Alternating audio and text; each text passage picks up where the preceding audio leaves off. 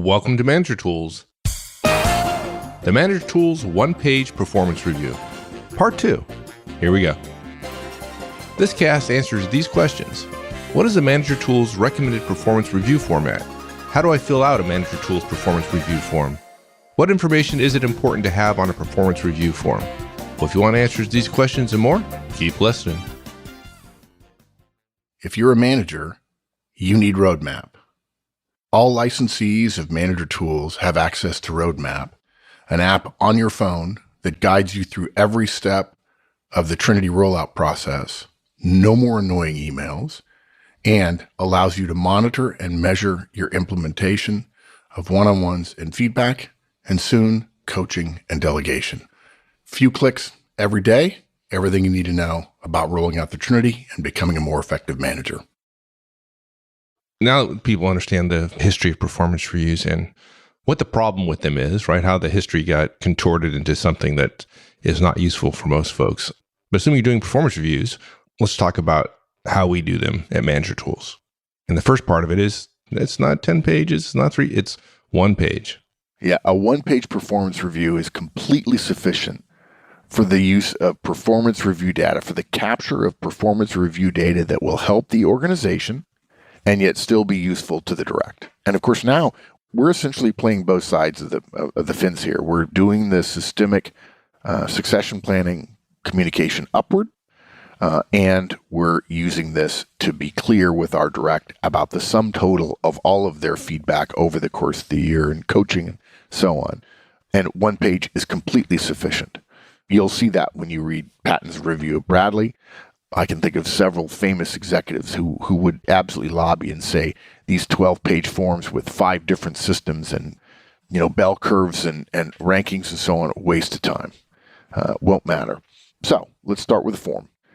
You can make a 1-page performance review page easily yourself. And again, if you're a licensee, we've already done it for you. You can download the doc and the PDF. PDF would be great if you just wanted to handwrite notes on it, which we'll talk about. If you have a doc format, you can edit it to your heart's content. All you need is a letter-sized piece of paper. You're welcome to use A4 paper if you like. You're going to use it in portrait mode. That means 8.5 wide by 11 long for regular American-sized piece of paper. I want you to draw a horizontal line all the way across the page, about halfway down the page. About, 2.5 inches down the page. Above that line, go 2 things, your administrative details and your key message. Now, draw another horizontal line parallel to that one, 3/4 of the way down the page, so 2 to 2.5 inches from the bottom of the page. Below that is your guidance for the following year. Now, in the middle section between the 2 horizontal lines, I want you to draw a vertical line down the middle of the page, equidistant from the 2 edges. So basically what you've drawn is 3 lines, 2 parallel to one another and perpendicular to the third one, and it makes a giant eye on the page itself. Successes go on the left of the vertical line and below the top line that you drew, and opportunities go on the right of the line and below the line on the top. So basically, you've got a paper with 4 sections on it. Administration and key message on the top, successes on the left half in the middle third of the page, roughly, opportunities on the right half in the middle third, and then the future, next year generally, at the bottom. The reason we can do a 1-page performance review template is that an effective manager is already doing what he's supposed to be doing or what she's supposed to be doing by giving frequent behavior-based feedback throughout the year. Your direct already knows how they did if you've been doing your job. They know how you've been measuring their performance. You won't be able to surprise them. So a short and direct performance review gives the organization everything it needs, doesn't burden the manager, and the direct gets to see how the manager is communicating with the organization.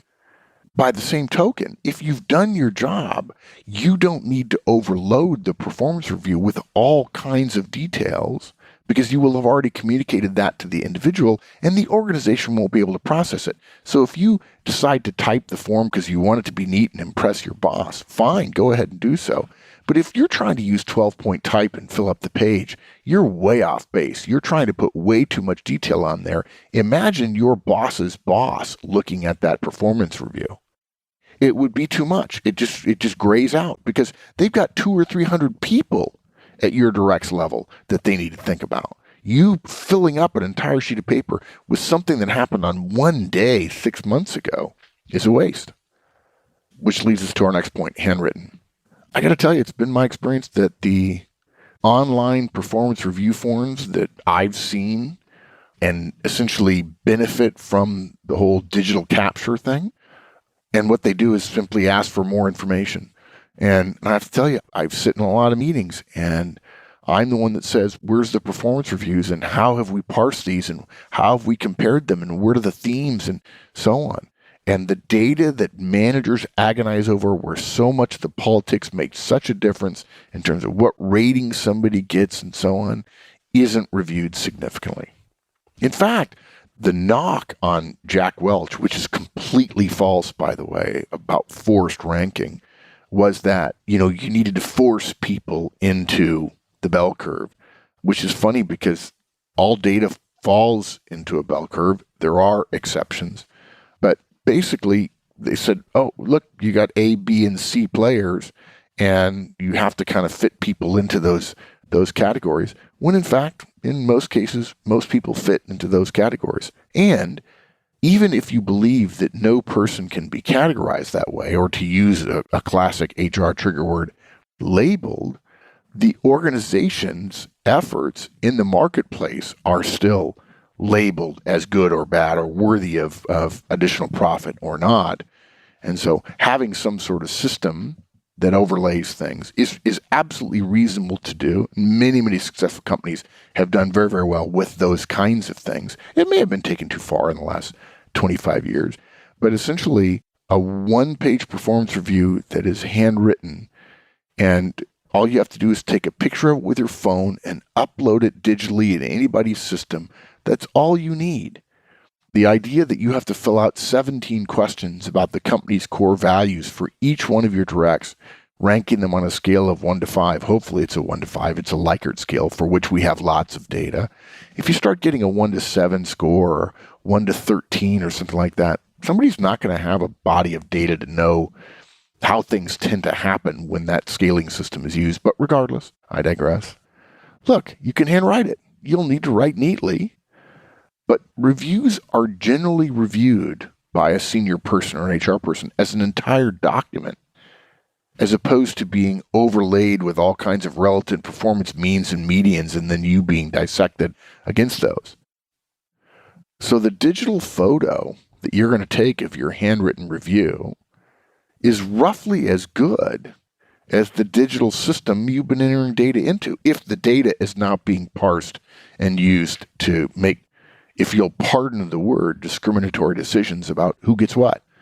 And if you like, you can type it too. I can type probably faster than I can handwrite legibly nowadays. And guys, don't get me wrong. I'm not against the digital collection of performance review data. Not. It makes it easier to enter the data. It makes it easier to save progress. It makes it easier to submit it. It makes it easier to get reporting about who hasn't done it. Makes it easier to make sure that everybody fills in everything because the system essentially checks and says, hey, you can't go forward until you answer question 13, and so on. Unfortunately, if you make a manager spend an hour and a half on a performance review system, which he or she knows deep down in their hearts they have no credibility to deliver because they haven't been doing their job of giving performance communications on a frequent basis on the day-to-day, week-to-week, month-to-month, they're going to fudge the system enormously and try to generalize things because they don't want to be held accountable for poor choices about who was better and who wasn't, as opposed to just who I liked and who I didn't. And that said, I will say, we've got a form for you, and that's what this cast is about, but it's never the form. Do not change your form because you're listening to this cast, because you think the form will change your system. It's never the form. It's always the behavior. The system is probably broken. If the system's broken, the form's going to be broken. If you fix the form, you're not fixing the system. It's just an artifact of it. What matters is the behavior. If you're going to fix something, fix feedback and one-on-ones. And let me just mention one more thing, that essentially this form becomes enormously easy if you followed our previous guidance, which is probably in my top 10 favorite casts. We have guidance on preparing, on writing, and delivering performance reviews. And you're gonna hear it mentioned as we go forward talking about the one-pager. Okay, so on this form, below some fairly important but easy to enter information like the direct's name, your name, a date. Okay, but below that is something called the key message. Sounds kind of critical. It's called key, so maybe we ought to talk about that. Yeah, it's a sentence basically which describes how the person did over the course of the year. And it basically serves two purposes. It forces you to create a concise description summarizing everything. And second, it gives the direct something to hang on to that they can focus on rather than the 13 or 14 or 18 things you're going to talk about in the stressful environment that exists during a performance review. You mean they won't be able to keep those 17, 18 things in their head during the... Even if we hand them to them? No, they won't. What they're going to remember is whether they got a raise or not, and if so, how much it is. You know, somebody will say how it goes, and the guy will say 2%, right? And you spend an hour with somebody, and it boils down to, I got this much raise. Most directs can't really cope with a long list of review items. And they're saying, particularly if you're going to tell me what my new salary is going to be at the end of the performance review system. And so a key message forces you to include those things which are really important so your direct really gets the message. So how does that fit? On the review form, above that first horizontal line, you write their name. So it would be, I would write Sarah Sintis, Annual Performance Review 2017, delivered by Mark Horstman, date, and then method of delivery. So I would probably, in Sarah's case, put delivered telephonically, okay, versus face-to-face. And underneath that basic administration, which is basically the heading for the document, I'm going to write my key message. And when Sarah, as my direct, reads her review for the first time, she'll be able to get that message quickly. I will come back to that message repeatedly when I deliver the performance review. And that will inform her understanding of the rest of the form. Pretty simple. Okay. Now there's a vertical line below that, right? Yeah. On one side, successes, left side, successes. On right hand side is opportunities, right? Yeah. It's okay. So successes. Yeah, not hard. List of things your direct did well. Particularly good sales, successful projects, improvements in quality, quantity, accuracy, timeliness, documentation of their work product. Pretty standard behavioral work product stuff. Meeting or exceeding standards in any of those areas. Those are the things that you're going to encourage your direct to do again next time. And so therefore you want to list them as successes this time. And measurements are good, right? Numbers, improvement, percentages, that kind of stuff. Yep. Yeah. And of course, what this does is reinforce our guidance to managers all over the world when we're talking about results and retention. Most managers, in my experience, cannot list out what their quantitative measures are for the course of the year. And your boss, your director, your VP owes you that. If your director or your VP hasn't told you those things, they're not doing their job. Now, please don't go to your boss. Give them some feedback. Horstman says you should do this for me. No, don't do that. And if you can't do this right now, we listen to this podcast, whenever time of the year it is for you, you need to start doing the hard work of rebuilding the basic stuff of these are your goals for the year. And then, oh, by the way, I'm going to build a relationship with you so that I can talk to you on a daily basis about your performance.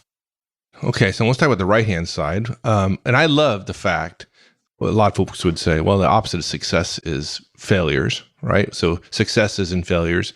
That's not right? And nobody wants to hear about failures. But regardless of how successful we are, we all have opportunities. And so we label it opportunities. Yeah. If somebody chose to put successes and failures or wins and losses or something, I really wouldn't worry about that too terribly much. But I am sensitive to the word failures. I'm sensitive to be talking to an audience where I know there are a lot of people who are.